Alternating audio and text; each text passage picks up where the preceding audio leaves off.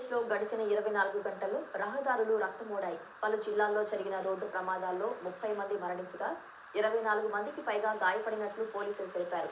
మృతులు క్షతగాత్రుల్లో రోజువారీ కూలీలు, భక్తులు, ప్రయాణికులు ఉన్నట్లు చెప్పారు. పొగమంచు, అలసట, అతివేగం కారణంగానే ఈ రోడ్డు ప్రమాదాలు జరిగినట్లు అధికారులు వెల్లడించారు. బహరాయిచ్, కాన్పూర్, ప్రతాప్గఢ్, ఎటా, బలియా, చందోలి సహా పలు జిల్లాల్లో ఈ దుర్ఘటనలు జరిగాయి. బహరాయిచ్ లక్నో రహదారిపై పొగమంచు కారణంగా కంకరతో నిండిన ట్రక్కు బైక్ను ఢీకొంది.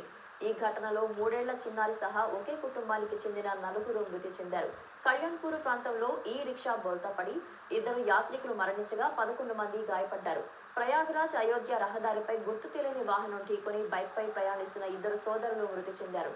లక్నో ఆగ్రా ఎక్స్ప్రెస్ హైవే సమీపంలో ఉన్న నీటి గుంటలో బైక్పై పడి 3 ప్రాణాలు కోల్పోయారు. కుబన్పూర్ గ్రామంలో ట్రాక్టర్ బోల్తా పడి మరో 3 మరణించారు. మరికొన్ని ప్రాంతాల్లో జరిగిన ప్రమాదాల్లో మరణించిన వారిని కలుపుకుంటే మృతుల సంఖ్య 30కి చేరింది.